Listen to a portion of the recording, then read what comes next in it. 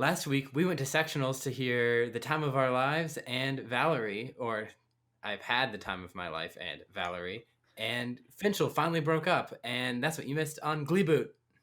Yay! You choked up there a little bit.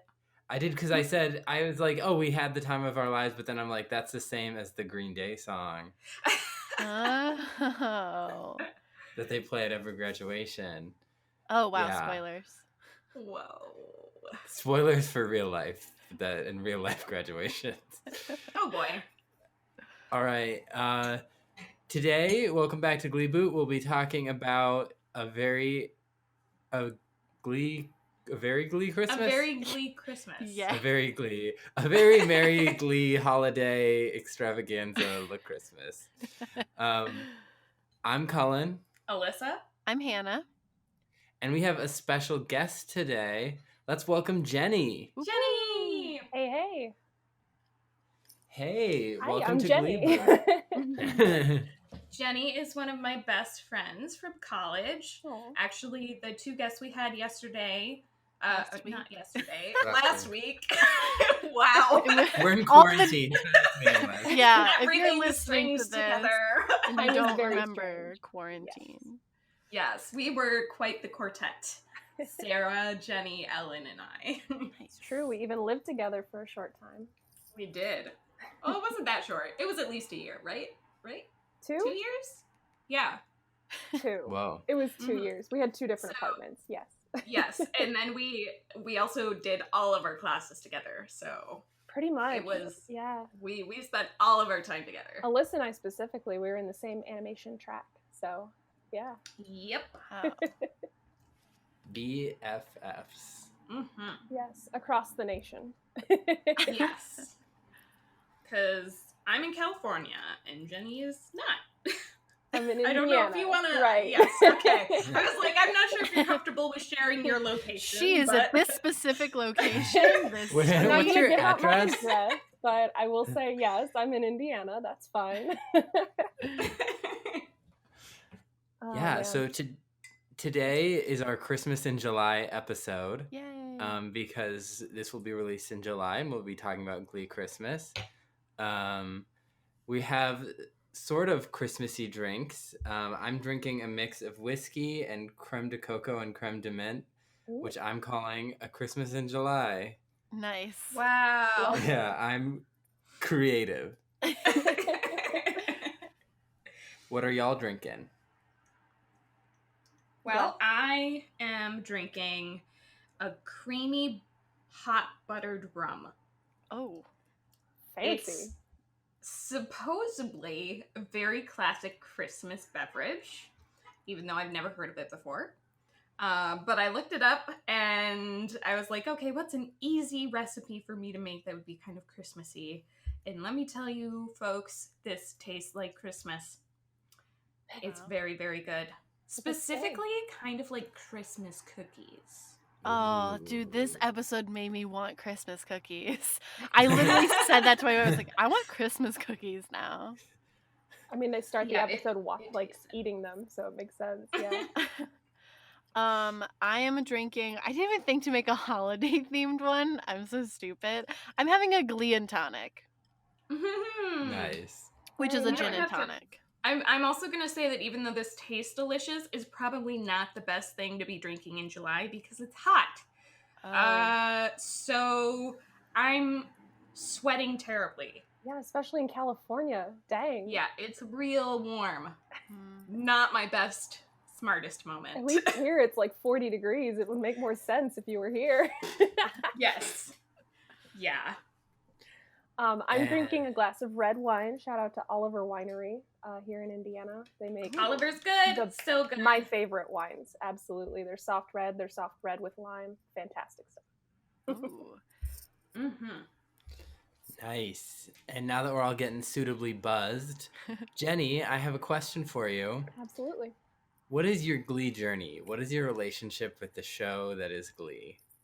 So I got really into it for the first season or so in high school. A lot of my friends, I was in the theater kid sort of track. I was more in the stage crew, but I was with all of, like, my friends were theater kids. So everybody got into it right around the same time. And I remember thinking, like, having the reactions that I hear on this podcast back then, but they seemed more normal at that point. And probably around after the first season or so, I kind of fell off of it because you just do, and I couldn't keep up with the weekly schedule. And so it's been interesting listening to your guys' podcast. Actually, it's refreshed all of those sort of reactions in my mind, especially like the thong song sung by Will. Like, oh my god, no, absolutely not, ridiculous. Oh yeah. Yeah, and that's about it. Honestly, I just really haven't watched it in years. So well, glad to bring Glee back into your life. I don't know if you're happy or not mad at us, but no, it's been really good to sort of get that perspective on it, because like I said, things were different back in the 2000s when it came out, right? Yeah. Yes. Yeah. Racism was a lot more acceptable than it seems. Oh yeah. It's not really acceptable, but like people let it fly so under the radar. It's wild. Yeah. I got a big note about that in this episode. Sure, I bet. So do I. Probably the same note. Or actually, there's a couple. There's a couple. I wrote down a few. Yeah, absolutely. I did play the quizzes that you guys sent me. Let's see. Yay! I want to know.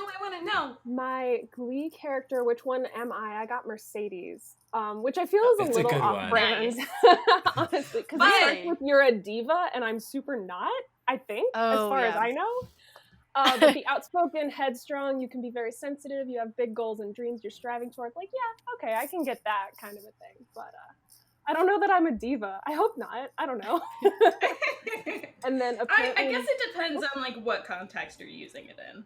Right. I know Allyssa has called me trendy before, and I'm guilty of that, I suppose. And then my Glee boyfriend is apparently Sam Evans, because he's a total nerd and you'll love him. Wow. He'll make you laugh all the time. I'll take it. We got the same boyfriend! Yay! Yes! He's my favorite golden retriever man. He is really sweet, and I like you describing him as a golden retriever man. I can get behind that, sure. I think one of the things I picked was like loyal and caring, so that makes a lot of sense, actually. Mm-hmm. Yeah, a golden retriever. Yes, exactly. I've been described as a golden retriever before, so like similar personalities there. Oh, perfect match. So Allyssa is the only one that played Glee Bingo this week. I forgot too. Which is surprising, like out of all of us, that I played bingo. Yes. Yeah, we have a Glee bingo sheet that we made. It's got just like things that happen in the episode. You get like a check for each one, and if you score a bingo, you don't win anything, but except that you watched an episode of Glee. Satisfaction. That too, yeah, because I got a bingo in itself. Yeah, yes. I got a bingo a couple episodes ago.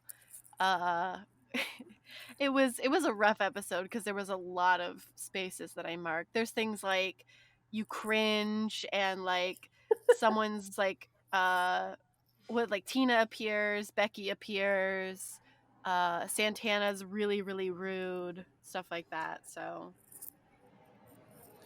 yeah, there's a bunch of stuff on here. Those are easy to come by. Those things. Yeah. Well, you would think, but I did not get bingo. Oh wow. Yeah. I'm actually surprised. There was another episode where I really didn't have many things to mark off of, and I was like, interesting. I'm just waiting for like an episode where we mark off everything. It's like the worst episode of Glee. That's the bottom of the barrel. Yeah. But it's also like how high your like tolerance level for some of these things are. Like, for instance, Santana says something really bad. I didn't mark that off because she said way worse things than she said in this episode. Yeah, Santana was kind of mild. Yeah, she doesn't say much in this episode, right? No. I do want to know where her hair comes from, though. Right. I loved that line. Oh, and she's like, most of this isn't mine anyway. Yeah, I was like, oh, it was so good. She's full of mysteries. Yes. Especially this episode. So, what's also not very full of mystery, but it's full of Christmas cheer, is the episode A Very Glee Christmas, which we'll be talking about today. I broke it down into a few plots. We have the main plot, which is Will, unfortunately, but we have the Brittany and Artie, and we have Rachel and Finn. We have Finchel. So I was figuring, let's start with Will. Yeah. Which, well, because Will is kind of like with Sue and the presents, and then there's like a tiny Kurt bit. But I'm thinking like the plot line itself is more about Sue than it's about a lot Will. About Sue. Yeah. So I'm gonna call it Sue's plot with Will. She doesn't really show up until like almost halfway through the episode, though, I think. Yeah, but we don't ever want to admit that a plot's about Will anyway. True. That's true. I don't. Anytime we can take him out of the spotlight is a good time. Yeah. The episode opens with Will eating a Christmas cookie, and he sings, "C is for cookie, that's good enough for me. I wish that's what happened." I was gonna be like, wait, did I miss something? That's not the episode I watched. Cullen! Stop confusing people! Why were there no Sesame Street covers on Glee? Glee is anti-Muppet. Disney didn't own it because it yet. was Christmas. Oh, true. Sesame Street is weird. I agree. I'm gonna ignore that. I'm gonna ignore your hatred of Elmo's Beautiful World. I also have to say that like this episode was extremely painful for me because I don't like Christmas music. We've covered this on the episode before, I believe. I actually just listened to that episode. Yes, you have. It kind of killed Alyssa. Yes, so I was like, I wanted to brace Alyssa again for the times where I'm going to be like, I hated this scene because of the music. I was so excited for this episode because it was going to be like Christmassy and Christmas music, and I just want to say I was disappointed. You were disappointed? I was wondering about that. Yes, yeah. I was disappointed. I felt like it was as usual episode because as soon as they got into the Grinch vein, they just hung out there for the whole rest of it. Just like got there, and then that's where we ended. Just we're following the Grinch plotline completely. This was a very poorly constructed episode. They all worked backwards. What do we do? They worked backwards from the Grinch from the Grinch stuff, and then they're like, "Oh, Brittany's stupid. She's gonna believe in Santa." Boom. That's how they started. That made me love her more a little bit. Of course. I mean, yes, it's stupid, but it was so endearing. And everybody wants to like try to comfort her in her little belief. I loved it. I thought that was great. It made me really sad because I'm like, someone has to tell her. Right. And then all this other stuff happens, then I just kept getting sadder. Oh. Why would someone have to tell her? Because she's going to become an adult one day, and then just one time. But she's gonna become an adult, and then she's gonna go around believing in Santa Claus, and everyone's gonna like probably be really rude about it. I'm actually surprised people weren't rude about it. I mean, at some point it has to be on her parents, right? Like her parents were the ones who had to tell her. Yeah. Like someone has to do it. It shouldn't be they her high school boyfriend. A long time ago. It should be her parents. Yeah. This is all their parents' fault, honestly. Yeah. I really enjoyed this episode. I love Christmas. Does that surprise anyone? No. I appreciate that in Cullen. I love Christmas. I love Glee, but it did make me sad because there's something sad about Christmas. There's like something about Christmas that's really happy, but that's also really sad. And I got those feelings. Because it's nostalgia. Yeah. Nostalgia is that lurking thing at the back of your mind during Christmas. And it kills joy. I thought you were going to say it's because you got left home alone one time during Christmas. I thought you were going to recount your life as being that kid from Home Alone. No! I mean, I wish you guys had seen how dark Alyssa's face just got right there. Macaulay Culkin made the best out of a bad situation, and I think we can all recognize that. Absolutely. Yes. Salute to Macaulay Culkin. Pour one out. Right. So we have the pseudo Grinch storyline, where it starts with Will is eating a Christmas cookie. That's not that important, but he is. And Emma comes in and is like, hey, like, what are you doing for Christmas? We haven't talked that much. And he's like, oh, I'm just spending a quiet Christmas alone. My parents that existed last season don't exist. Yeah. And she's like, no one should spend Christmas alone. We're having a big party. Stop by. And he's like, no, that's not good. And it's awkward. Which actually was kind of like, okay, you're finally making adult decisions when it comes to Emma. Interesting. I mean, it was fine to like flirt with her when he was married, but now that she's married, he's like, maybe I shouldn't. Yeah, it's very grown up. Because it would infringe he's on another man. What a character arc. Yeah, so then Beast comes in and is doing the Secret Santa, which I enjoyed. And Will gets Sue Sylvester.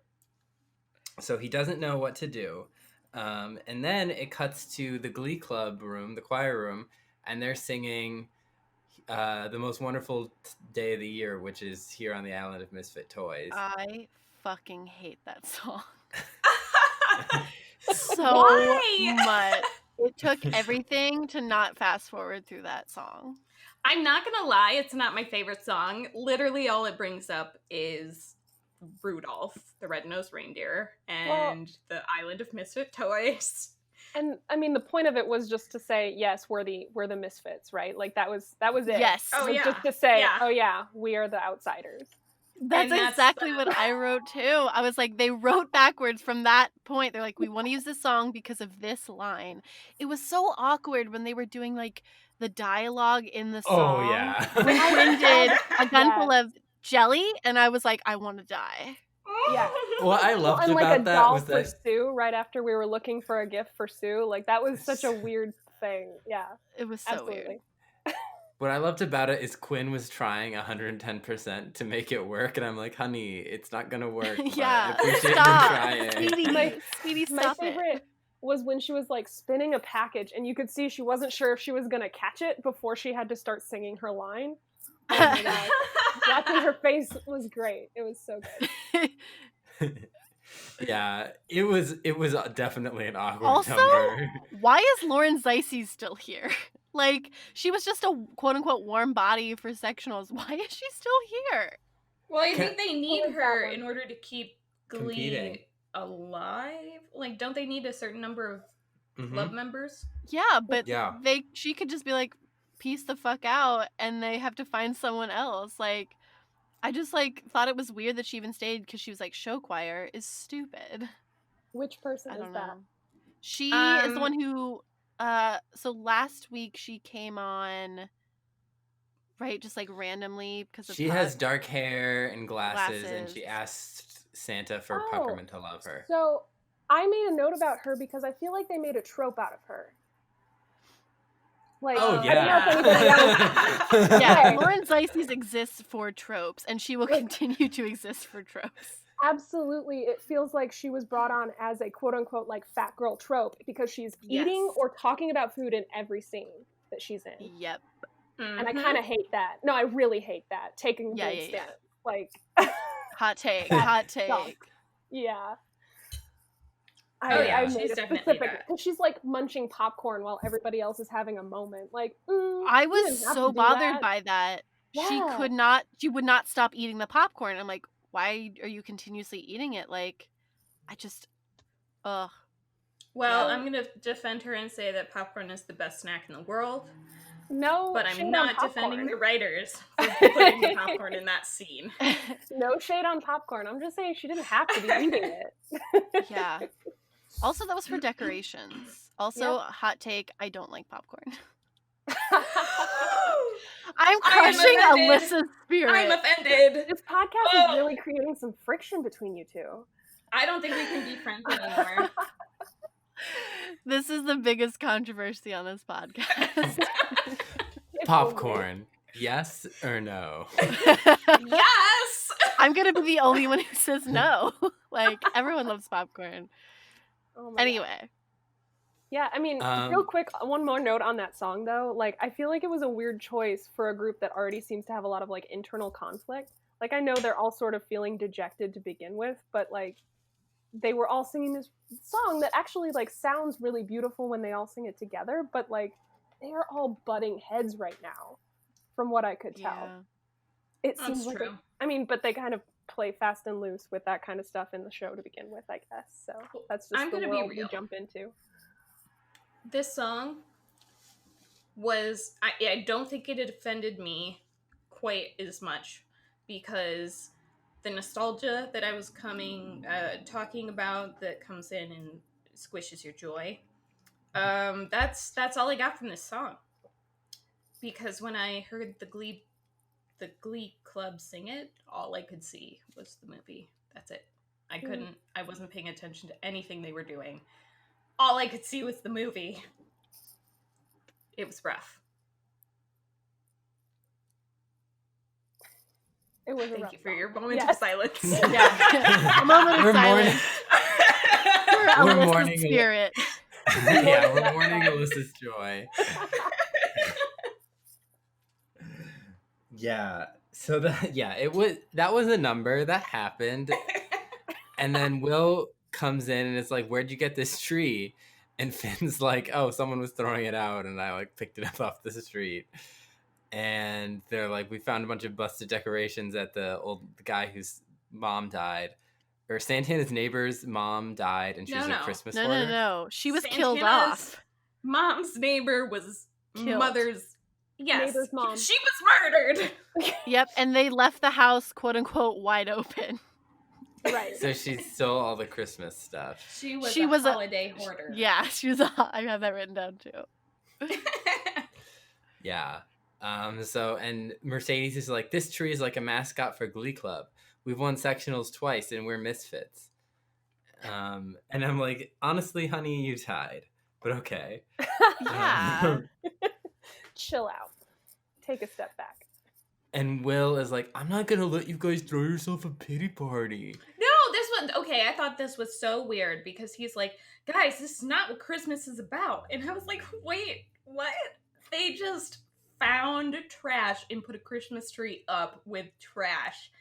And you're telling them that's not what Christmas is about? Like, they're making Christmas out of scraps. I feel like how dare you? Charlie Brown Christmas story that's about that, right? Like, yeah. I was just like, Will, is Christmas only happens when you buy a tree and like have pretty trimmings and have real presents? Obviously, Alyssa, clearly. Wow. I forgot that this was capitalist America. Right. I think no one in this episode knows what Christmas is about. Now I'm gonna say I wrote that down like 4 times. Like, you have no idea what you're talking about. But they really like to say the word Christmas as many times as they can. That should have been a drinking game. Yeah. The thing about, I'm going to say Glee and all other TV shows that do Christmas specials is everyone likes to say what Christmas is about, but that's such a subjective thing. That's why there's so many answers. Every special makes up its own, "This is what Christmas is about." This new vague kind of thing that will please everyone. It's so no one can do wrong, except me. It didn't please me. I'm also gonna call out my sister, who one time I have Glee Christmas music on my Christmas playlist, guys. Same. And we were decorating our tree, and she was like, "What is this, Christmas Beyonce?" She thought it was Beyonce. Oh. It was specifically their mashup of Up on the Rooftop and Deck the Halls. Wait, that wasn't in this episode. They have a whole extra Christmas CD with extra songs. That weren't in any of the shows? Yeah. Wow. Well, they have other Christmas episodes.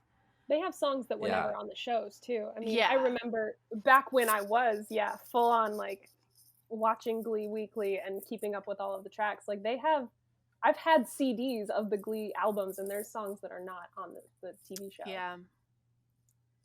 Interesting. Yeah. I'll probably never listen to them. Okay. Okay. Yeah. I mean, now Nice. with Spotify, it's really easy to do, but okay. I have too much of them in my life. Fair.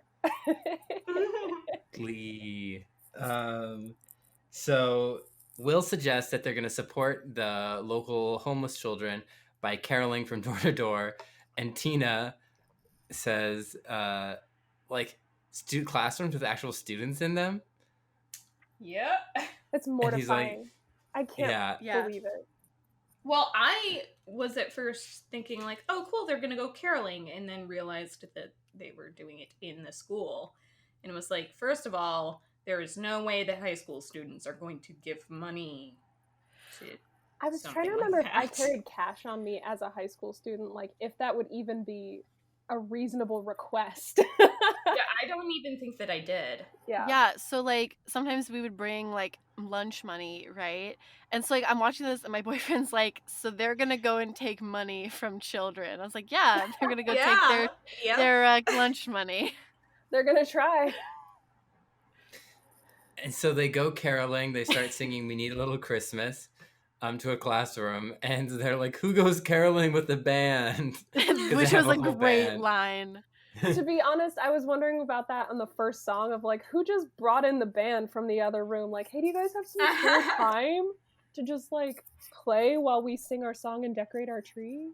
I think the Glee Club somehow has them on retainer. Like anytime they have to sing a number, like they just like all these band members have beepers, right? Pagers like from like the 90s, and they just page them and they come right from class. They have to be like, I have to go. Miss. I love like, that I image. gotta go. That's amazing. That's gonna be in the Gleeboot. That's gonna be a whole like plot line in an episode. Beepers specifically though, not push notifications on the phone. Beepers. I love it. Yes. Yeah. The Rachel Berry signal instead of the bad signal. Yes. Yes. Yeah. So they get stuff thrown at them. The teacher throws a shoe at them to get them to stop. That was wild. It was insane. I was just like, oh my gosh, was that the teacher, or am I just staring at a really old high school student? From what I remember of Glee, like I remember the feeling of like, oh, that doesn't happen in a real high school. This is definitely TV. But that was a moment for sure where I'm like, you would get fired. Oh my gosh, no way. Yes. Remember when someone threw a shoe at President Bush? Oh my gosh, yes. Oh yes. Oh yeah. Yes. Just remembered that right now. I wonder if this was commentary about that. Yeah. So is that even the same time period? Are we in the same time period? No, Glee exists entirely in the Obama administration. Yeah. Oh, really? Yeah. Okay. It's a window into Obama's America. Glee is, oh boy. Reminding us we weren't as progressive as we thought. Oh no. That's true. It's fair. So it's really fair, and they're gonna give up on caroling because they're like, I can't believe that Rachel's like, I can't believe the teacher let the students talk to us that way, because they're like, we hate you, you're ruining Christmas. And someone's like, I can't believe the teacher threw a shoe at us. It was Puck, right? I think it was. Said that? Yeah. I also so dejected. I also literally don't understand her being like, I can't believe the kids talk to us like that, or the teacher let the kids talk to us like that. Like they talk to Shu like he's human garbage. I mean, he is, but they're also really rude to him, and they're really rude to each other. So like, why is she surprised? Yeah. Yeah. Everybody in that high school has a hot take. Yeah, no. Because Mercedes and Mike and Tina had just talked about being slushied by what they thought was dyed slush from the parking lot. Oh, yeah. Yeah, and Lauren is like, you can eat that. And we all laughed heartily. The trope. Aha. Aha. It was funny. And then, so then they're like, we should stop. And Finn's like, we can't give up. Christmas is a season of miracles, because Finn loves Christmas. It's his favorite holiday. I thought that was interesting that Finn got to be very like into Christmas, but like when Brittany was into Santa Claus, that was a weird thing. Like Finn had a childlike faith in Christmas the whole episode. He But did. there's nothing really concrete about his love of Christmas. Like, it's nothing connected to his dad or even to his mom. Brittany's is all about, like, I fucking love Santa Claus. And we're like, okay, that's a tangible thing. But Finn literally is, like, at one point he's like, Christmas is about forgiveness. And I was like, what? Where is this coming from? I was like, Finn, get the fuck out of here. I was like, that's a what? I'm like, isn't that Easter? That's what I said to my brother. I was like, isn't that Easter? I was like, because Jesus was born on Christmas. And that was about, I don't know, joy? Hope. Who knows? Hope. There you go. Better than forgiveness. That's why there's always something really sad about Christmas, is because where there's hope, there's despair. Jesus Christ. Right. Wow, hot take. Sorry. Christmas at the Swearingen house. You know, I've been to Christmas near Christmas at the Swearingen house. It's not sad. I can guarantee you. No, it's not. We have really a great not. time. That is so great. Yeah. Finn loves Christmas and it endears. I find it endearing because I also love Christmas. And he says we need to keep believing in the Christmas magic, basically. And then we cut to Kurt, who's at Dalton, and Blaine is asking him, hey, I need to sing Baby It's Cold Outside for a Christmas pageant thing that I'm in. At Kings Island. He got a gig, yeah. Yeah. Yeah. He's going to sing the Blurred Lines of Christmas songs. Yep. Yes. So I for sure liked that Blaine and Kurt got to sing this song, because as cringy as this song is, I got to watch them kind of like play around and flirt, which was really amusing. I was for it. It was cute that they got to sing it together. We definitely, Allyssa crossed off on her bingo song that is inappropriate for teens. Oh, absolutely. Yes, this falls under that category. 100%. Yeah, so before we started recording, we were kind of talking about, like, so I wasn't on last week's episode, and I was kind of giving them a little bit of a recap of what I thought. And, like, one of my points is that, like, I don't really get all, like my heart swells when I see Kurt and Blaine together. So, like, when I was watching it, I kind of wasn't even really engaged. So, yeah, that's just, like, a different take. Like, I really was kind of like, okay, like, Blaine's really good at singing. I guess maybe that's some related, like, high school baggage of, I got very into, it's called a Harry Potter musical, and the Star Kid stuff. So yeah, where Darren Criss kind of came from. And so when he ended up on Glee, I was like weirdly proud. I have no connection to him. But I was like weirdly proud of him for, like, you know, making it big time kind of a thing. And I think that's probably why I have, like, sort of a soft spot for that whole Kurt and Blaine thing. And seeing him on the sort of silver screen is just kind of a point of pride in a weird, disconnected way. I have no reason for that, but I don't know. It's I 100% get that. Yeah. Like, when he won an Emmy, I was like, oh my God, my baby Darren! I'm so proud of him. All of those star kids came out of University of Michigan, which, even though I'm, you know, a state fan, I'm still from Michigan. And so, again, with the, like, sort of weird, disconnected point of pride, like, I'm just proud of that kid. He made it, you know? Like, I don't know. Yeah. For anyone who doesn't know, there is an insane rivalry between Michigan and Michigan State. There is. It's very strong, and most of my family goes to state. So I'm definitely go green, but real proud of all those U of M kids that made it big. Yeah. Whoa. I'm of the blue faction.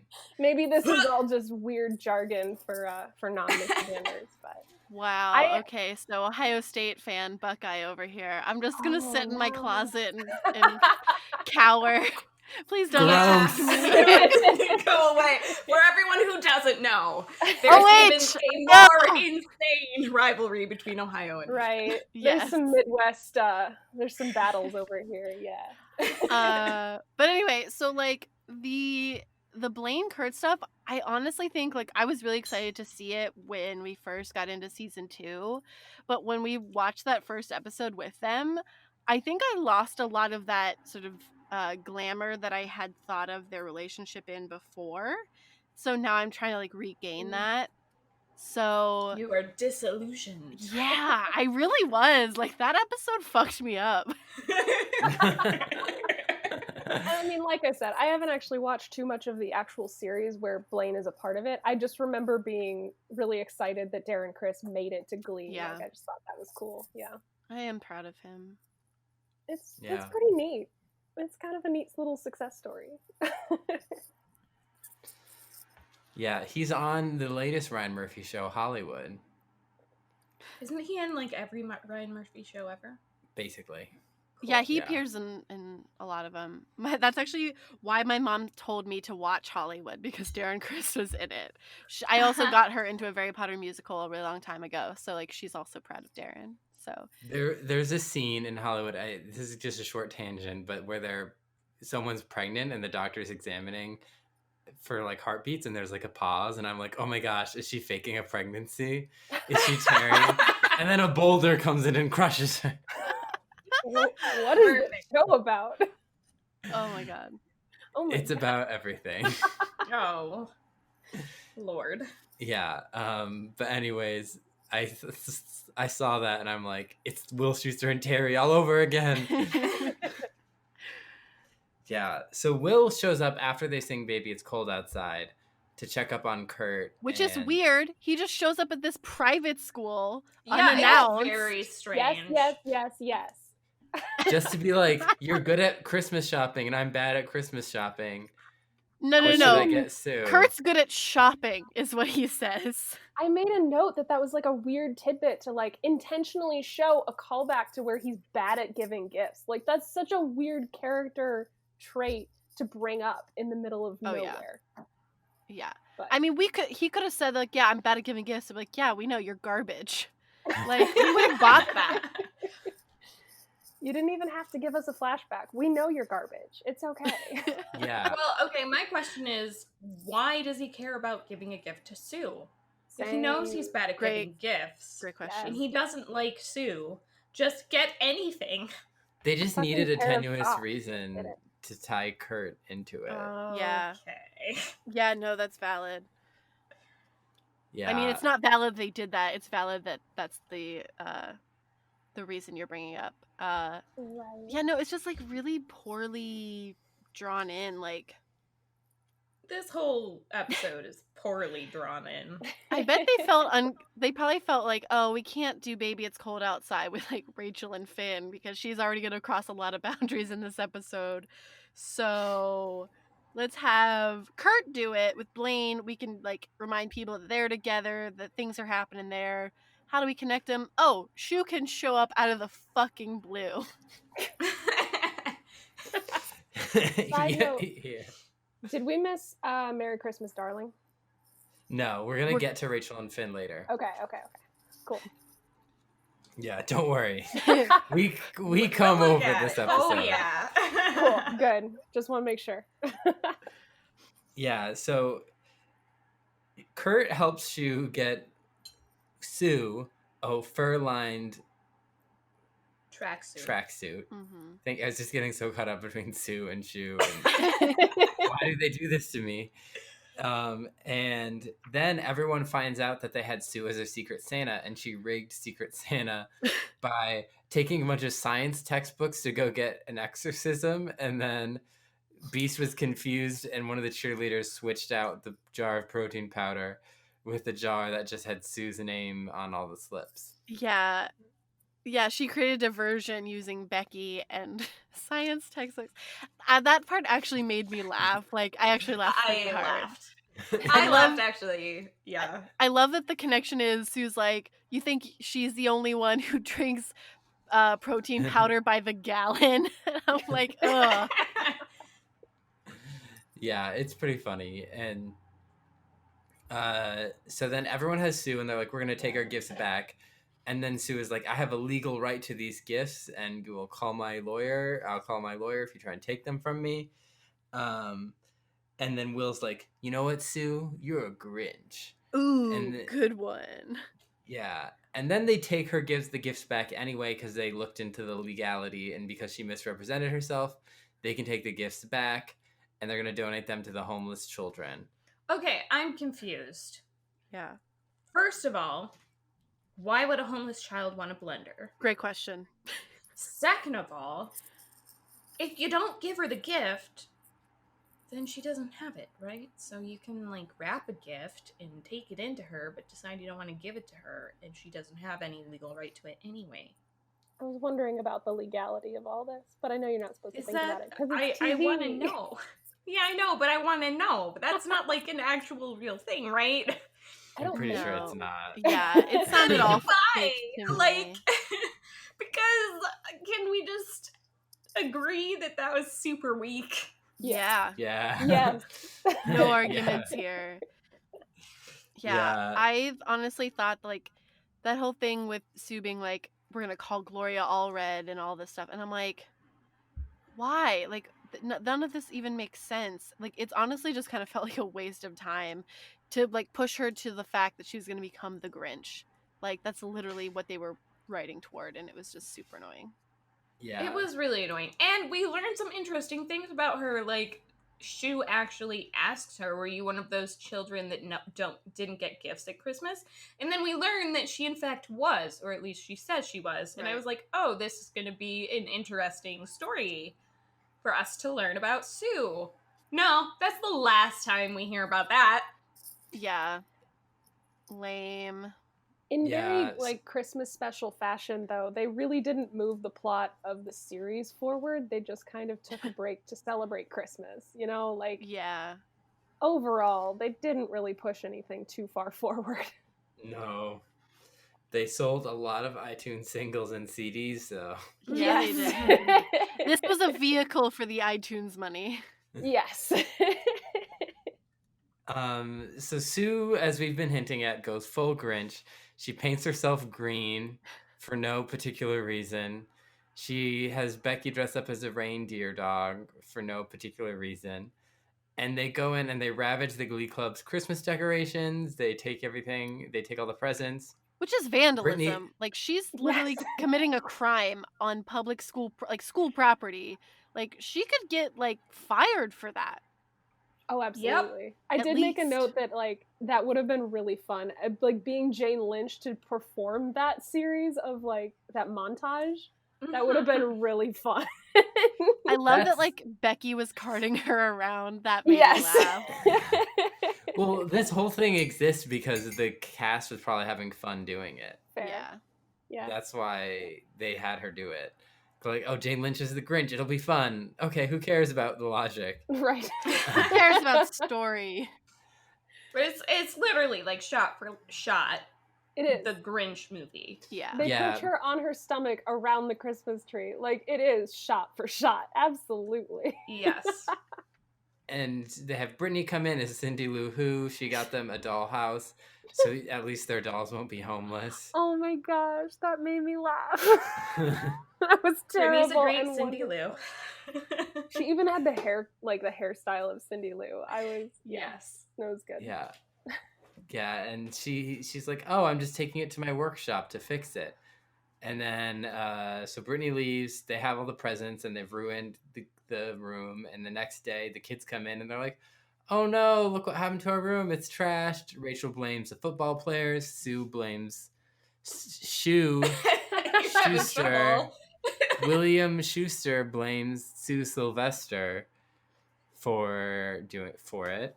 But Brittany says it that was it was Santa because Sue was wearing a Santa suit. So and therefore everyone knows that Santa's a boy. Yes. Yes. So it could not have been Sue. So the Glee Club decides to go all gift at the Magi, as they say, and the girls are going to sell their hair and the boys are going to sell their watches. We also see Mercedes with a watch in this scene, so I'm like, why don't the girls also sell their watches? Also, why do these high schoolers have watches? Like, I did not have a watch in high school. Did you guys have watches? Anything?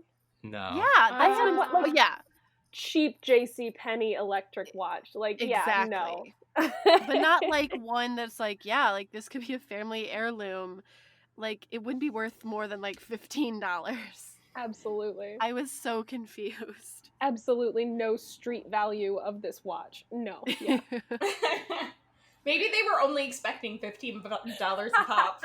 Maybe. Honestly, like the real victims in this episode are these homeless children who I don't think really get anything. Like, what they get money, I think we'll talk about later, but like these poor children, they're just like in the throes of all of this, they're just hanging in the balance. Like, are they gonna get stuff from this group of people or not? Honestly, it's probably in their benefit that they don't have to hear what the Glee Club had to go through to get them any kind of donation at all. Yeah, here's your donation. Don't ask us how we got it or the trouble that we went through to get it. Just enjoy it. Yeah. But Will is like, the true spirit of Christmas is that like sometimes it's sad, but you have hope, something like that. I don't remember. He makes I think point you to said be like, that, do you Cullen. guys even know Gift of the Magi? And then sits in the middle of the group like the cool teacher and then talks about a personal tangent. Like, that was really weird. Yeah, Santana's like, it's about how life sucks. And she's like, yeah, that's right. And then I completely tuned out. Yeah, well, he talks about your first Christmas is all magical, and then as you get older, it gets sad because you remember that first Christmas and it's not quite as magical. Doesn't have anything to do with Gift of the Magi. Yeah. No, have I ever seen Gift of the Magi? Undetermined. I don't know. Well, it's a story. I don't know if we Quinn ever is made right in that we all generally have like just cultural knowledge of the Gift of the Magi. I read it in school. Is it a book?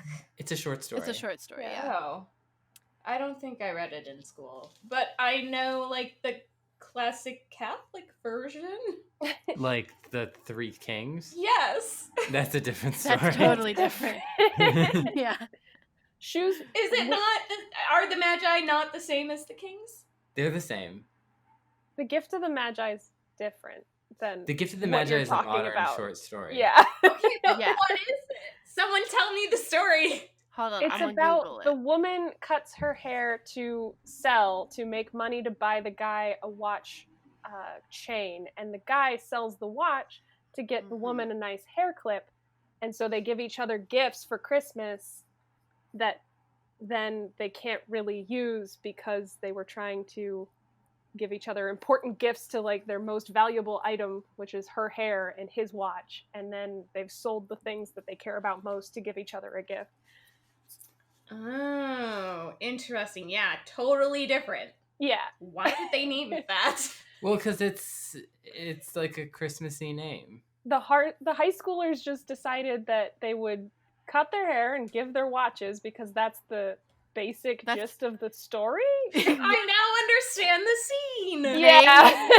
The Spark Notes version. Not only did the characters read the Spark Notes, but the writers also read the Spark Notes and just like went through and it's like, yeah. And then Will Schuester called them out on like, you guys don't even know the story of the Gift of the Magi, but then went in a completely different direction with the I was sort of expecting lesson him to he was explain teaching. it. No, he Yeah, did not and then at he all. didn't. No. Yeah. So he basically says Christmas is Christmas. Christmas is about Christmas cookies. C is for If cookie. only That's that's what good he enough said. for me. If only. Jeez. And then, so then Sue is gloating in that like, ha, I took Christmas, it's mine. And then she hears them singing and she walks over to the teacher's lounge and she sees the Glee Club singing to fundraise. They're singing Welcome Christmas, the like Sahu Dore song from Grinch Who Stole Christmas. And they're getting money from all the teachers, which it makes way more sense to Carol to the adults. Yeah. Yes, it does. I hope that one Well, teacher the who threw a teachers shoe usually was have to- there. Right. I Oh my kept gosh, expecting her to throw another shoe, or at least there'd be like some sort of callback. Yeah, and like no, she has a shoe in her not. hand, and then she realizes everyone's into it. She's like, "All right, I'll put the Or shoe literally back on." pick up William Yeah. Schuester and throw him. Let's do Oh that. yeah. That's a good idea. Yes. New take on throw a shoe. Oh, amazing! That was so good.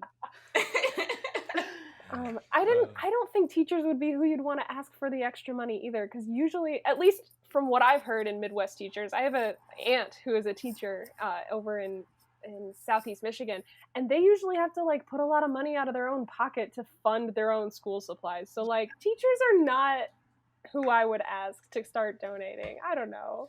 I can't believe they made that much money. Like, I could understand if they made like $50 between, 50 teachers. Everyone gave like a couple dollars or something. But like, $200 some, right?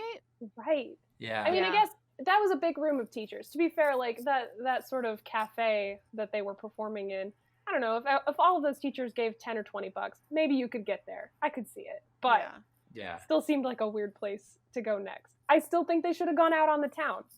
Yeah.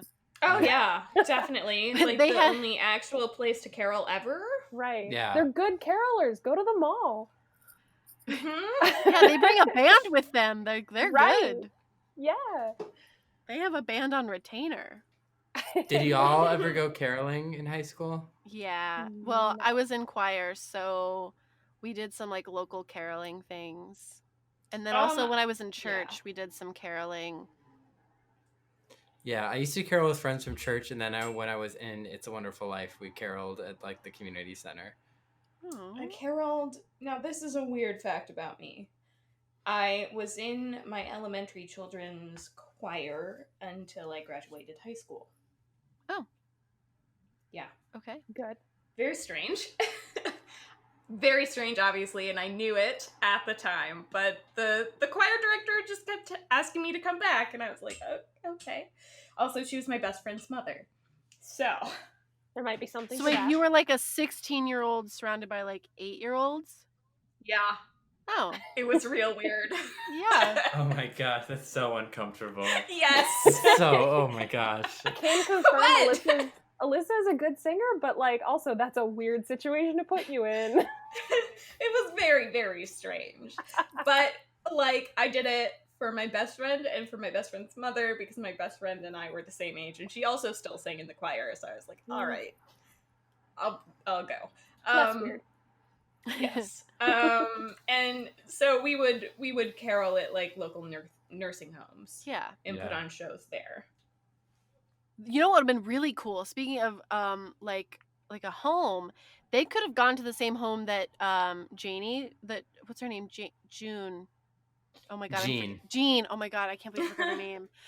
They could go to the one that she was in, and if Sue was there like visiting her sister around Christmas and then the Glee Club showed up, like that would make a lot of sense to really turn Sue. Now I'm doing it.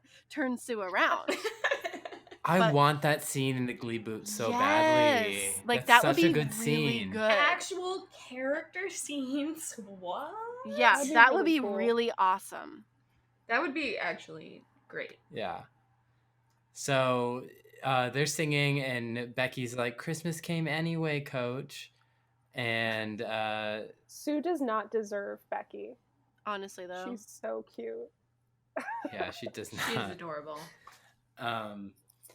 And so Sue has a change of heart, and when Will is home alone on Christmas Eve, she's in his apartment with a Christmas tree, and he's like, "How did you get in here?" And she's like, "Oh, I had a key made ages ago." And then all the Glee Club comes in, and they're here to spend Christmas Eve with Mr. Shu because no one should spend Christmas Eve alone. And it's cute, though I'm wondering why aren't these high schoolers with their families? Right. Okay, yep. Yes, but also, why did they have school all the way up until Christmas Eve? I was also confused. All know. I was like, we what all know is the no timeline? School. They may have gone to school up until like the 22nd, because like some years it would fall on that, like we would go up until like just a couple days before Christmas Eve, depending on where like Christmas fell on the week. But that was so rare. But I don't know. That's all what I remember, at least. I mean, the show plays it off like he was coming home from work that day. Yeah. And people met him there. I had to believe it wasn't the same day because he was in a brand new outfit. So also, he was wearing a long sleeve V-neck, just like a tee kind of shirt, with a vest on top. I was disturbed. It was bad. He had so many vests through the whole episode. It's so bad. Does he ever not wear a vest? That's how I knew it had to be a different day, because it was a different vest. That was his Thursday vest. Right. Yeah. Rachel earlier asked Sue if he wanted. Oh my god.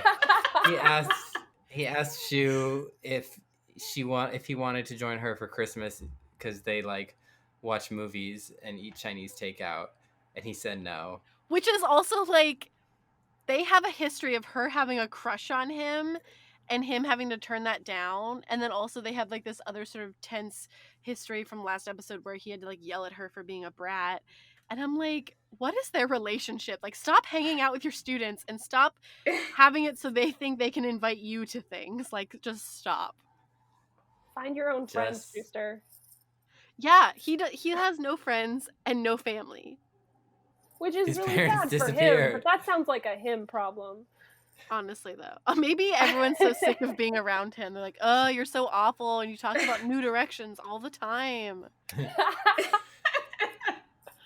Man, that is something that like is a new take for me, like listening to this podcast. I had never thought about the fact that New Directions sounds like it does until I was listening to this podcast. You're welcome, and I'm sorry. Yes. Thank you, I hate it. So that's the main plot. Now the next plot, we've touched on this, is Brittany and Artie. Artie is talking about what he wants for Christmas. He asked his parents to stop friending him on Facebook. And I'm like, be like the rest of us and just suck it up, pal. And Brittany is like, oh, what are you going to ask Santa for? And he's like, what? And she's like, yeah, the roads to the North Pole are getting treacherous. And remember, every envelope is heavy for an elf. And so he finds out that she still believes in Santa Claus, and he asks the Glee Club to help him because he doesn't want to crush that magic for her. So they go see the mall Santa. Can I just say that I'm getting a lot of Hermione Granger in the books vibes from Brittany when she's like whispering to the elves, be like, I don't see a difference between elves and slaves. I love that. I love that so much. I made like 3 notes about it. Like, yeah, I absolutely love that. She's like, you have rights. Yeah, it was funny. And then they're all like, it shows what they're all asking Santa for. Whoa. Let's like, they first show up and see Santa, and then Tina says, why doesn't that guy doesn't look like Santa? And I said, why doesn't he look like Santa, Tina? Is it because he's black? And I was like, she sounds a lot like Megyn Kelly a couple of years ago, who was like, Santa is white, obviously. So Tina was my favorite character in Bombshell. I literally was appalled that she said that. I was like, wow. Doesn't she ask for Asian Santa? Yeah. Shortly after. I was like... She's like, when does Asian Santa arrive? I don't understand why everything, like, the show does for her is, like the thing I latched onto when I watched the episode from last week was that she and Mike had an Asian kiss, and I was like, why does everything have to be labeled Asian for them? I just don't understand. They have to point it out or else no one will notice, Hannah. Oh my god, you're so right. I forgot she was Asian. Oh, thank you. My favorite thing that they asked for Santa is like, because like Quinn's asking for no stretch marks, Sam's asking for lots of chapstick. Mike Chang asks for Channing Tatum to stop being in things. That was terrific. Which is funny because Channing Tatum is actually good in some things. He's actually I would agree with that. Yeah. Well, I was thinking it's because Mike Chang feels threatened by Channing Tatum. Yeah, definitely. He's like Mike Chang, in another world, obviously, could become like Channing Tatum. And so why wouldn't he want that person to help blaze the path for him? He's threatened by another male dancer with abs. That's a shame. Yeah, I thought that was funny. And like, there's some gross stuff. Yeah. Santana implies a boner. Yeah, because all mall Santas are pervs,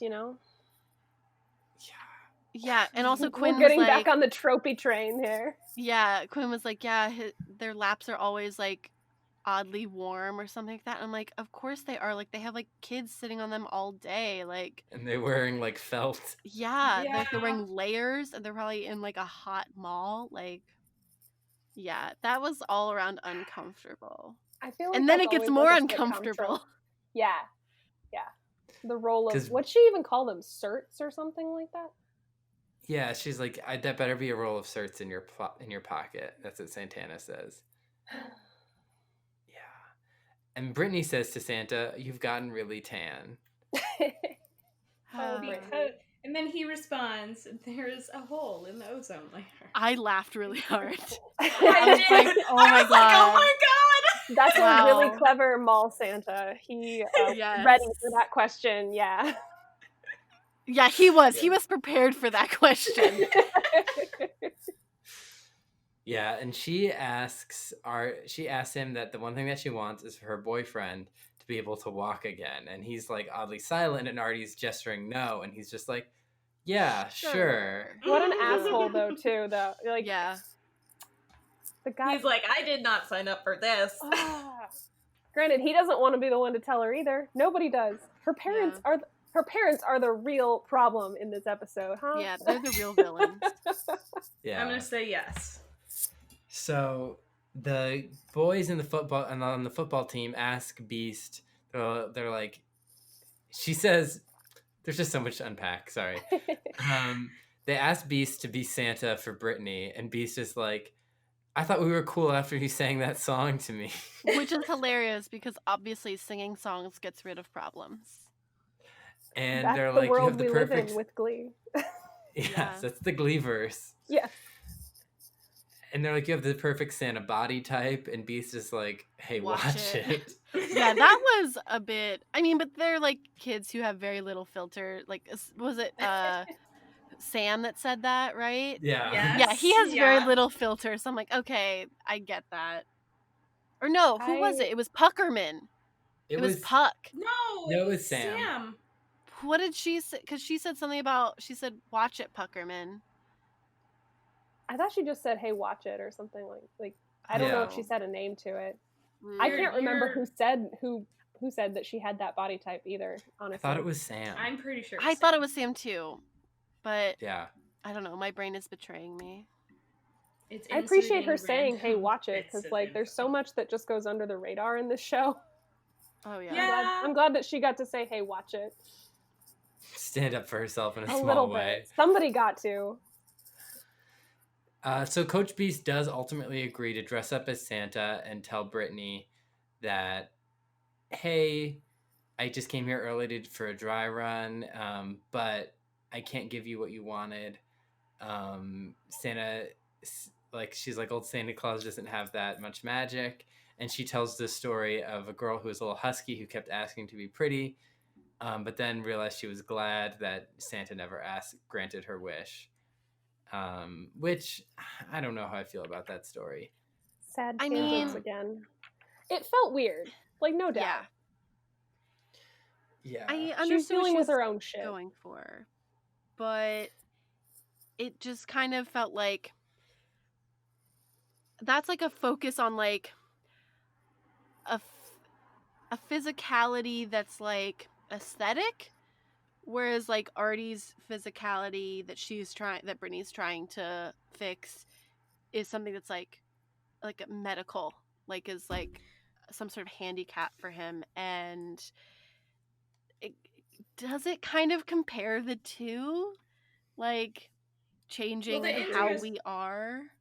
Yeah, like, the interesting thing is, like, she was talking about that Santa gave her patience in that she eventually learned, like, realized. Yeah. And in a way, Santa didn't give her anything. She just Santa's got patience from waiting on unfulfilled wishes. Which is so sad as I'm saying that. I hate that sentence, but that's what happened.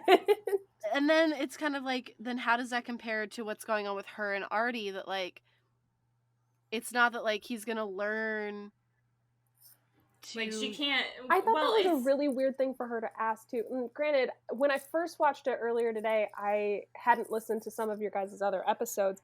I didn't know that Artie maybe wanted to walk already, but it already felt like it struck me as a weird thing for you to want your boyfriend to be different than he is. If he's okay with being in a wheelchair, why isn't that okay with you? Like, I don't know. It struck me as really strange when she first said it.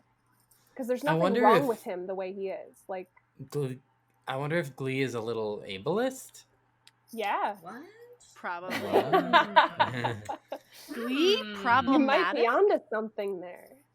Whoa. Yeah, it was very strange. Like, there was a weird comparison between these two experiences. And I get what they were going for, but it kind of felt like that there could have been I don't know, if there was a stronger way to handle that. Like, I don't know. It's very, very complicated, and I don't think I liked it. Well, that's the issue, is because they were the two issue. The whole thing is complicated, but they were trying to simplify it too much. Exactly. It went suddenly from being a super complicated issue where Artie can't walk to suddenly being it's just a gift that you can't get. And it's not really the same thing. Yeah. You know? Right. Yeah. Yeah. So after this, Brittany, like us, is put in a dark mood. And is like, Santa Claus is stupid, and she's like lost her Christmas spirit, and Artie's like, I'm gonna take her home, Mr. Shoe, because she's not feeling well. And I'm like, yes, excuse from school because down in the dumps. Because of Santa. Because of Santa. And then they find when her dad went to take a long poop. I made a note that was a weird detail to include. Like, what's up in the writer's room that they decided that was a detail that needed to be in the episode? If you also think about, like, the off-camera stuff that must have happened for Artie to understand that point, the dad must have, like, I can imagine the dad coming and be like, well, I left to go for a long poop, and then this little transformer was here. Yeah. What kind of context am I missing? Have they been dating that long that her parents would be comfortable telling him that? I don't know. Maybe they're really weird. They do let their teenage daughter believe in Santa Claus. I mean, they let her believe in Santa Claus, and just gene-wise, you gotta wonder, like, who Brittany comes from. You know? I can't wait till you meet Brittany's parents, because it's a plot point later. Oh my god. I'm excited! I'm gonna start watching Glee again. I want to meet these people. Yeah. So Brittany's like, I wasn't sure what it was at first. I thought it was a transformer. But it turns out it's a rewalk that someone invented in Israel, and it helps Artie walk for just a little bit. And everyone is excited. They're like, it's a Christmas miracle. I think Finn says that. No, I think it was Quinn. Yeah. Quinn, yeah. Quinn is like, it's a real Christmas miracle. And then we pan over as they're all excited. It pans over to Beast, who's smiling. So she used her money to get a rewalk for Artie. You know those really rich teachers, especially the gym teachers. They just have so much money. Up. Yep, they are swimming in cash. Yeah, I was really uncomfortable because, like, the idea that it gives Brittany is that, like, really unattainable things, like normally unattainable things, are somewhat attainable through a miracle, and I feel like that was just like a bad thing to give her, I think. You just feel like she's going to be disappointed later. Yeah, like, it's something that's like, or that, like, if she, like, Brittany is also so, like, she believed in a magic comb last episode, like, she could get into the idea of thinking, like, oh, well, if I ask for this year, next year I could ask for this, or I could ask the Easter Bunny for something. Like, she's the kind of character that would have that kind of thought process. So I just worry that would be something that would kind of spur on something a bit more uncontrollable, that they would have to then be like, listen. It opens up the magical precedent. Yeah. Guys, I think our minds are a lot more serious than the show treats Brittany. Well, I think the show treats Brittany as a goofy, magical character that rules don't apply to. I also True. made the note that Brittany walked basically so that soft-talking character in Pitch Perfect could run. That's why everybody loved that. I can't remember her name, but Brittany has the same kind of energy. Yeah. Yeah, of just that soft, like, soft-spoken, I don't know, person in the corner that has the crazy ideas kind of a thing. Yes. Very similar. Yes. So that's it for the Brittany and Artie storyline, and now we just have Finchel, which is actually pretty short this week. Rachel and Finn broke up last episode. Thank God. And Rachel asks Finn to meet her in the auditorium. She's giving him a Christmas gift, which this year they acknowledge that she's Jewish and she celebrates Hanukkah and doesn't usually give Christmas gifts, which we will get to in the next Christmas episode. But so right now they remember that she's Jewish. And she's like, I don't usually give Christmas gifts, but I got one for you. And it's a song. The owner of the certificate is entitled to one song of Rachel Berry's choosing to be sung to them. Which is like, it's so Rachel, but also like, it was the beginning of me cringing throughout this whole plot line where like, not only is she crossing a boundary, but she's making this whole thing all about her. And it's just making it so much harder to watch. Like, it's making me really uncomfy. She was pushing so hard. She's not a good girlfriend, guys. Just not. No. She got fake snow and fake trees all set up. The production In the value auditorium. was bananas. I was mad. They are on beepers. Yes. Those band members are on beepers. So are set decorators and fake snowmakers. I was mad at They her all for that feature. whole sort of scene because, one, the comments about kittens and kittens being given away, like, Rachel, you seemed like such a sweet girl until you're talking about what you do to kittens. Wait, what? Yeah, She totally apparently missed gives this. away a bunch of kittens because they weren't perfect. Like, she was talking about her high standards for gift giving, and she's like, you would not believe how many kittens I've had to give away. Like, what? I totally missed that. it. I Really? got the was part just- where she was like, at least it's not a kitten. And I was like, oh, that's weird. I was like, maybe that's like a pop culture thing that happened a while ago.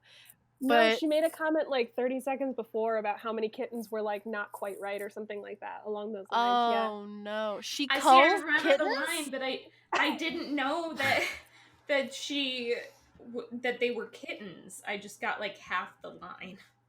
She And then calls and then she goes on like the band asks her, so are we still doing this? And she's like, the show must go on. And I'm like, for who though? Like, Oh herself. my gosh! why? And I just want to point out that the band member had a line. Yeah, I don't think that's ever gonna happen again. Right. I think they Has probably it like. ever happened before? Oh. This is the first time and the last time? Whoa. I think it is the first time, but yeah, no, like Christmas miracle.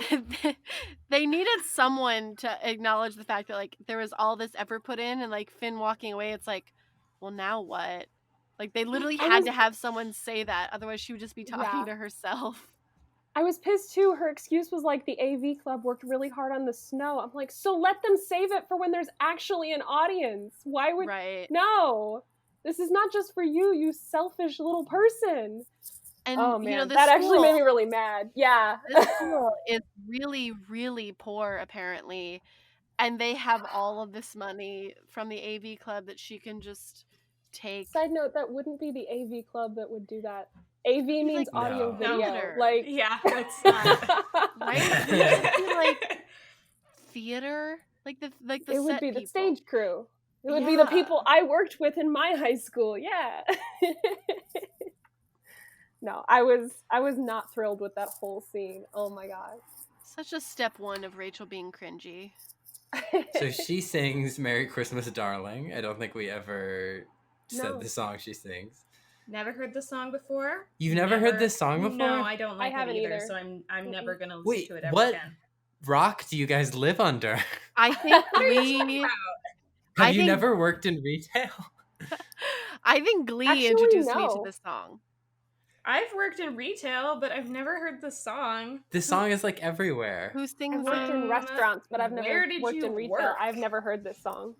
Yeah. I've worked in a hardware store. Like, it's a classic. Oh, it's the Carpenters. Oh, and I definitely have heard it before. Yeah. I have never heard it. I kind of hated it. I never want to hear it again. Same. This song makes me sad. It is in a good way. Yes, it is sad. Yeah.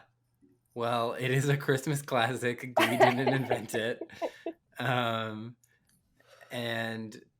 So Rachel sings the song. She does some hallway squint singing. Love this. This is also the point where I made the note of like, wow, they really play fast and loose with diegetic music and sound, don't they? Because she's in the theater and then she's not in the theater and then she's back in the theater and yeah, she's also wearing a beret, and I don't like the beret. And she also, when she's in the hallway, she's wearing like a tank top dress, and I was like, girl, it's December in Ohio. What are you doing? Right. Okay.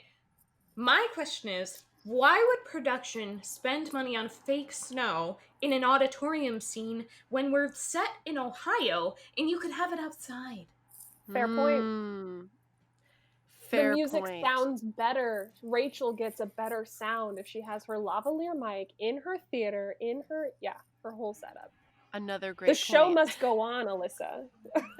I mean, we all know this is not actually Ohio, but I was very frustrated with the lack of snow outside. Same. Agreed. Yeah, because the next scene, so Rachel asks Finn if she says, like, hey, we're the leaders of Glee Club. We should get them a new tree to cheer them up. So they go to the Christmas tree farm. That's after Sue destroys it. Yeah, after Sue destroys it. They go to the Christmas tree farm, and they're talking about the smell of Christmas trees, and she's like, oh, it's so cold. It's cuddle weather. Gross. She grabs his arm, and he's like, it's unseasonably warm. Cringe. Which explains the no snow. Yeah. But dumb. Like, you don't have to explain it away if you put the fake snow in the right scene. Yeah. Right. Yeah, that's valid. It's 100% valid. Also, like, I don't remember at what point in the sequence it is, but he's like, you smell like really strong or something like that. And she has a pine car freshener in her pocket. And then she fucking drops it on the ground. Like, she fucking litters. I think it was when they first got to the tree farm, and he's like, you smell weird. Yeah. And she's like, I knew you liked the smell. Yeah. But it doesn't matter now. Throw it off to the side. Okay. I imagined, that particular shot is far away, wide shot. And so I just, like, imagined a little garbage can right where she throws it. That's nice of you. I was just gonna say, that's really nice of you. I believe that she littered because she's selfish. Same. I would not put it past her, but she's sweet, but she's selfish. A little garbage can. She respects the earth, but she's selfish. So I just want to say that I thought both their winter garb was so cute. They were so well dressed for winter. A+ to the costuming department. So hot. I thought cute. Finn was more like fall, but I guess if he said it was unseasonably warm, then I was like, all right. Yeah, I didn't really notice what they were wearing too much because I was just so focused on the fact that she littered. I literally focused on that so much. And the cuddle weather thing. Like, that really freaked me out. I just tried really hard. Yes. Like, Finn was very, like, high and mighty about having a real Christmas tree. He was I don't know, snooty. He was snooty. Yeah, he's anti plastic Christmas trees. Yeah. I bet he would die seeing a pre-lit Christmas tree. Okay, I also hate pre-lit Christmas trees. What? It's so easy. But if your lights go out, you miss one light, that's true. And your entire tree goes to shit. Not the entire tree, because normally now they're split up into sections. As you can tell, I come from a plastic tree family. Well, I also come from a plastic tree family, but we do the plastic trees and then we do the lights separately because our lights go out so much. Yeah, we used to do that, and then my mom was like, "Fuck this, we're getting a pre-lit." And I Well, was like, they're really hard to find now without the pre-lit lights. yeah, they are. Like, probably almost impossible. Like, Yeah. everyone probably sells them with lights already, which is a Mhm. bummer. Convenience If and like, capitalism go hand in hand. wow, hot take. Yeah, so they sing some Wham. Yeah, I got the 80. Let's They get cover back an on 80s track. song. That's in the bingo. I got to cross that one off. Oh wow, yeah, that's on the bingo. Nice. Yeah, a song's playing and Rachel's like, "Oh, I love this song. It's my favorite Christmas song. It's by Wham." And so Rachel and Finn sing Last Christmas. And then afterwards, Rachel's gonna kiss Finn, and then he's like, "No, Rachel, we can't do this. I'm still mad at you." She's like, "It's time that you forgive me." And he's like, "I know Christmas is supposed to be about forgiveness, but I'm just not ready to forgive you. I've had 2 girlfriends, and they both cheated on me." Which is like That was valid. such Like, a weird, yeah, because yes, absolutely, it is totally valid. But from what you missed on Glee to begin with, he also like messed around with Santana. Is that right? He slept with Santana when Rachel and Finn weren't dating. yeah. Oh, And okay. basically that whole thing is about how he denied the fact that him and Santana hooked up, and Rachel sort of like latched onto the idea that they were both like had not had sex yet. And so then now, like, 'Cause I wasn't also sure the how fact to feel about them. Yeah. the other thing that I feel like as Finn I would latch onto more is that not only did they both cheat on me, but they cheated on me with the same fucking person. Yeah, Like, exactly. this gross human being, Puck. Like, Yeah. Who's allegedly his best friend. Which is so I think weird. we should have a conversation We with never Puck. see them. Yeah, we never see them hang out. Ever. I don't think they have lines together, like, interacting. I think Finn has interacted with Sam more than Puck this whole season. Yeah. Which Sam and Finn make more sense as friends anyway. Yeah, they do. Better for And I'm Finn's just- mental health. Does Finn Yeah. actually have friends? No one has friends in the show. only They just people have the Glee Club. And whatever relationships those are, whether they be friendships, romantic, or enemies, or just like I've never talked to you. Yeah, like nothing Cool. else outside of that matters. Yeah, so I do really like their cover of Last Christmas. It is on my Christmas playlist. I like It that song and I sounds like great. the cover. Yeah. Yeah, The it's context not a is bad weird, but it's a good cover. Yeah. And at the end of the scene, Finn is like, "That's it. I'm officially breaking up with you," which I thought they already were. Yeah, I officially know. I was breaking like, up. wait, this Were they on a happened. break? I'm confused. We were on a break. But that's the end of the Finchel storyline. Wait, is that it? Yeah. Well, that's really okay, it. he does give her some significant eye contact at the at Will Schuster's apartment when they're decorating. Oh the tree. yeah. Ah. I Very forgot important the- eye contact. The Yeah. significant eye contact in my plot summary. I feel I like- bet you 'cause that I was noticed in the that- script. I noticed that basically just because like it seemed very intentional because they both like had close-ups on their Mhm. specific eye contact, and again with the like Christmas special sort of theme of like we're not actually going to move everything too far forward. Like if we rock the boat, we have to put it kind of back where it was to begin with. Right. Yeah. They were already kind of heading for the breakup, so I feel like having them like a quote unquote officially break up here makes sense. I guess we'll I see thought how they it already unfolds. did it. I did I too. don't understand. Same.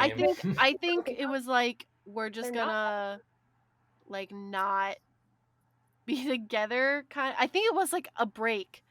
Like I think Finn was probably like I need to think about what happened. Finn And- said you can't go to couples counseling if you're not a couple anymore. And then he said, True. "I'm done with you." Well, I That don't seems know. significant. I feel like Rachel Needs to be broken up with twice. Yeah. Maybe she's like Ann Perkins and she doesn't understand when she's being broken up with. Parks That's and Rec's very reference. possible, honestly.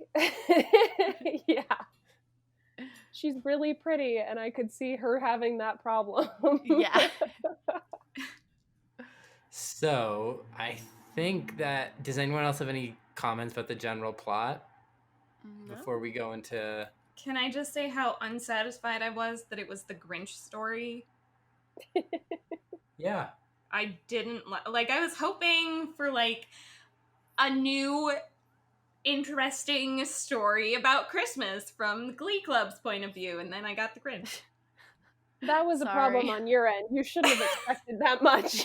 Yeah, I know. And I'm just like super disappointed. Like, where is your creativity? You're watching Glee, Alyssa. I don't know if I should have to remind you. At the time that it came out, it was supposedly creative and like new. And then this? What? This kind of feels like they didn't realize they were going to actually do like an actual Christmas episode, and so they threw it together. Yeah, it's like the person who got the episode, the writer who got this episode,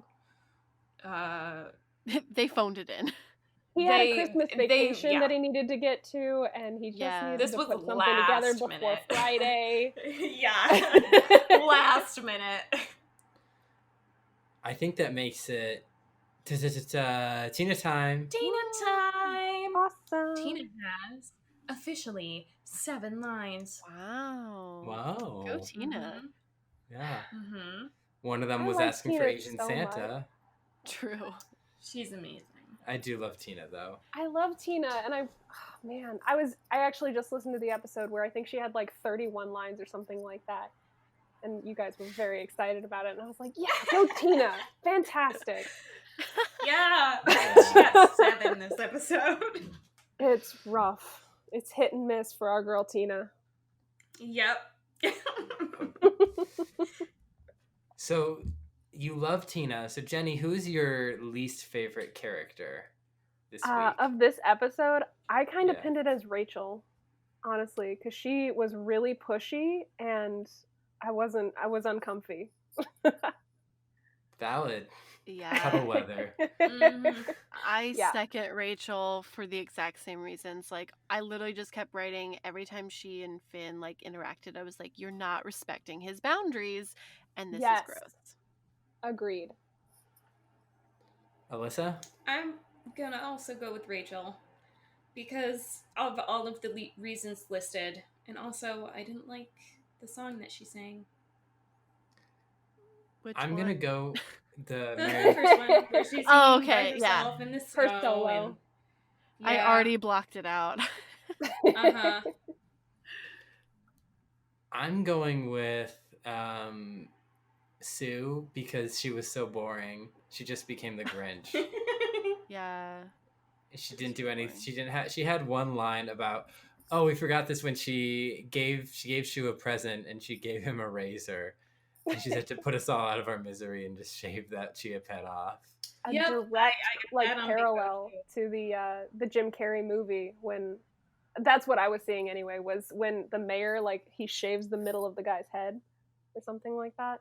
Oh. That's where I saw it. Yeah. What year was that movie though? Was that that was I don't remember what year. Yeah. But definitely out. I figured that was an allusion to when the mayor, the Grinch, literally shaves down the middle of his head. Yeah. Yeah. They played right into that Grinch storyline. 100%. 120%. Yeah. They were all about it, and I wasn't. It's borderline plagiarism. Yes. Yeah, I was like, how much did they pay for that? Yeah. Yeah, I like the episode. I didn't like the Grinch stuff. So, Jenny, who is your favorite character this week? I'm going to go with Artie. I thought he had a really solid, he had really good intentions, and I really appreciated how much he cared for Brittany to try to, keep up the Santa thing. And then eventually he actually did get to sort of walk. I thought that was really sweet. I can see that. This isn't generally a pro Artie podcast. Yeah. I see that this is one of Artie's better episodes. I was actually waiting for him to say something super sexist so I could mark it off on bingo, and he didn't. So Congrats to him. Yay, my Glee boyfriend wasn't terrible this week. So I'm gonna say my MVP this week is Becky.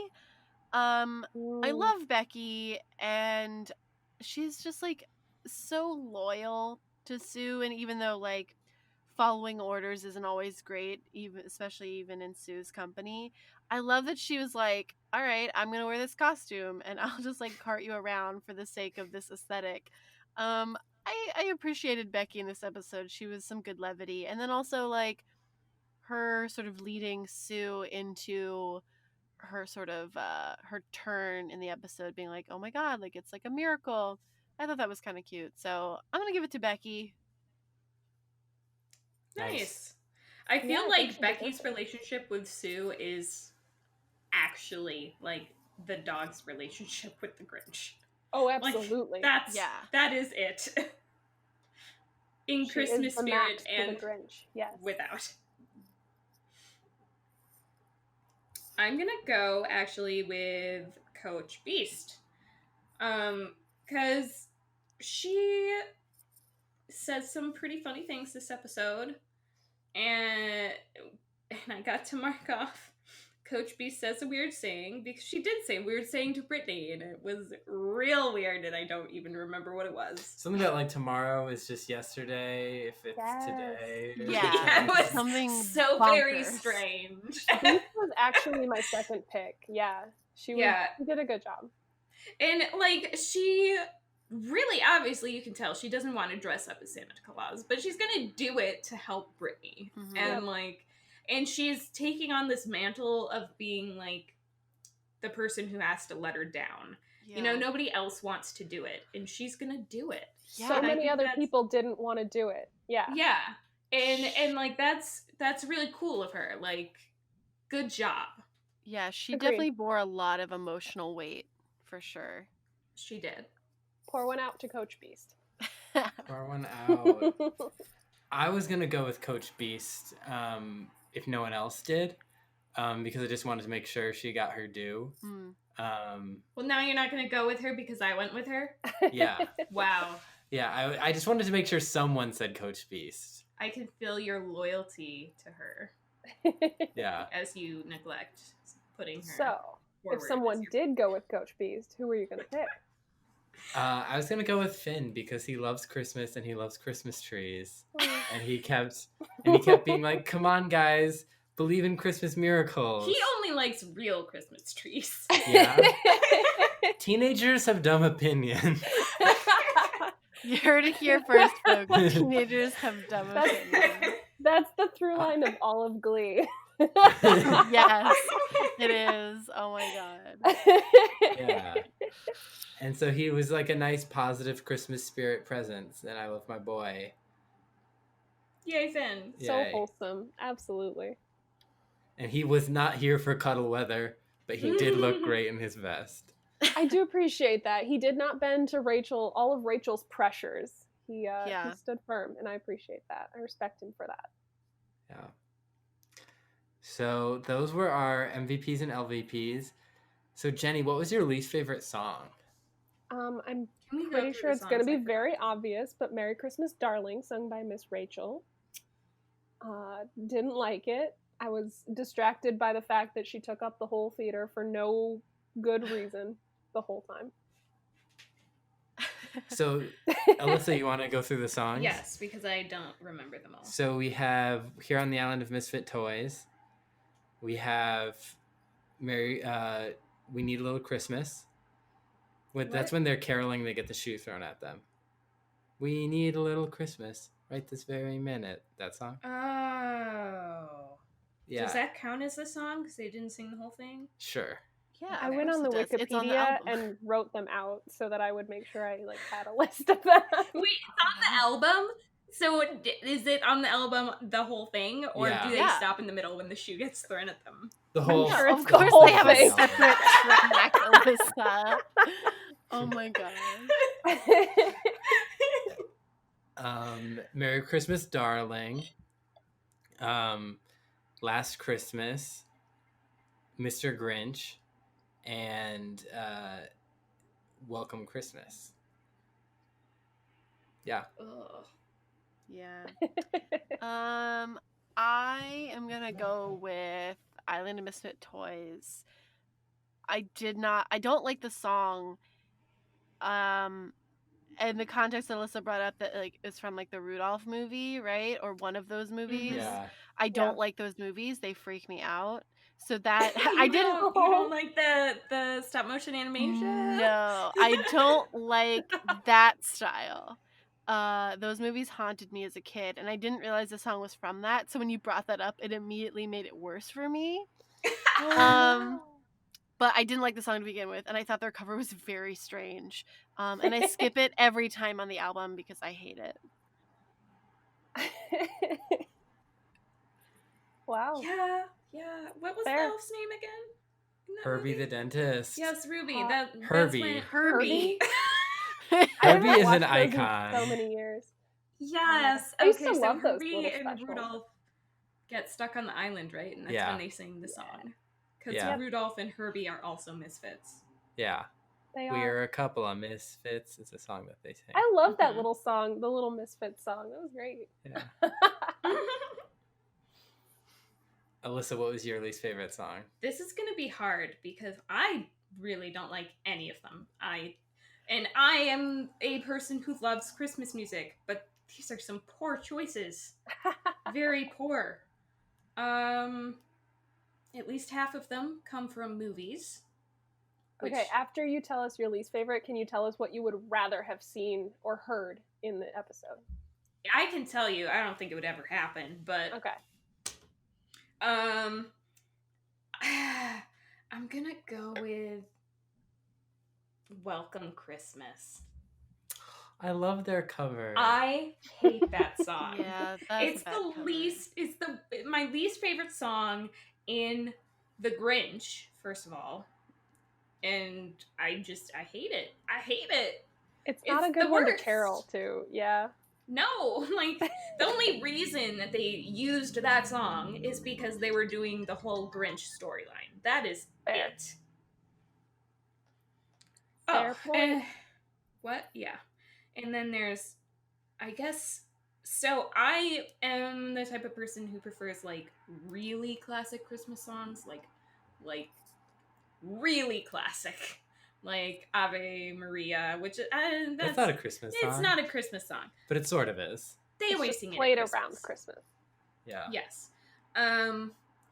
Silent Night, like really old Christmas songs, which also happen to be religious because they're very old, so they would never be played on Glee.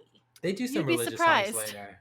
Yeah, I was gonna say, you'd be surprised. They do? Yeah. Well, I guess you would run out of any, more You'd run out of songs. songs. There's only so many. Yeah, you'd run out of, like, Christmas songs. There's the Kelly Clarkson bops for Christmas haven't come out yet as of Glee, so, like, Gleeboot will have lots of Kelly Clarkson Christmas originals. Yeah, Gleeboot definitely has Underneath the Tree. Oh, it's a banger. I will literally listen to it tonight. It's good. And I don't like Christmas music. But, like, see, like, that's the thing. Like, I prefer, like, super classic, the type of Christmas songs that make you feel sad. So Christmas shoes is up in your top 10. I want to buy these shoes. Oh no, trigger. Yeah, I mean, that was a modern religious one, but I liked that song when it first came out, and then the more I listened to it, just the sadder I got. I hate that song now. It's very, very sad. The first time I listened to it, I, like, cried. And then they did a movie, which was kind of odd, like, doing a movie from a song, but okay. That's like 90% of Christmas movies. True. It's so sad. Yeah, oh my gosh. Yeah. I would, if I could add a new song, I think they cover it later. My favorite Christmas song is probably Oh Holy Night. It's just like Silent Night, but easier to sing. Yeah. So I'd like that. But I liked a lot of their selections. contrary to most everyone here, I enjoyed most of the songs this week. But my least favorite has to be Mr. Grinch because it was a boring cover. It was sung by no actual character. It just happened. So who actually sung it? Was it Schuster, technically? No, it was a woman, wasn't it? Yeah. I could not tell. Oh, okay. I think it was supposed to be. I think Sue was singing it.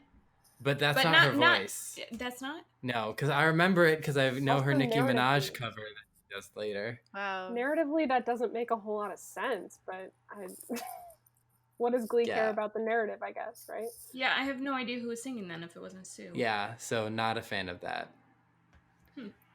Jenny, what was your favorite song? Wait, did we already do this? No, we didn't. No, we didn't. I actually weirdly really liked Baby It's Cold Outside, again, because I have sort of a soft spot for Kurt and Blaine, and I thought that having them sing it kind of took the edge of like cringiness off of it, because that's always been sort of one of my favorite Christmas songs growing up. I don't know why exactly, it just has always seemed like a really sweet song, and as I've grown up, it's become a really like not cool song. Yeah, when you're listening to it as a kid, it's like, oh, this is super romantic and cute, and then you realize actually what everything means, and you're like, oh. Yeah, the song itself actually makes me really uncomfortable these days, but... What's in this drink? A roofie. Yikes. Exactly. Yeah, it's a terrible, like, premise. I do really think that we need to update it, and I feel like there's probably a handful of YouTube videos that have done so. I've always thought it was a really sweet song, and despite the like problematic lyrics, I thought it was really cute to have Blaine and Kurt singing it. I really like that one. I definitely like their cover of that. It definitely made it easier to digest. Agreed. Yeah. My favorite was Last Christmas. I genuinely like that song. I like Wham. Didn't like the context it was sung in, but I enjoyed that. And I listen to that on the album all the time during Christmas time when I very briefly will let myself listen to Christmas music. I'm gonna also go with Last Christmas. That was my favorite out of all of these not good songs. And I think the context in which it was sung would have made more sense if it was just Finn. Agreed. Like, I don't think that they had to do this song together. I think this could have been more interesting if he was like singing it to her. Yeah. I agree with that a lot, actually, because that's one of the things that sort of weirded me out was that Rachel was the one who was sort of like the dominant lead in that singing that song when I felt like Finn should be the one singing that song. Yeah, narratively it makes more sense, and his voice is suited for this type of song anyway. I don't know why they wouldn't take advantage of that. Yeah, I like that idea. Mm-hmm.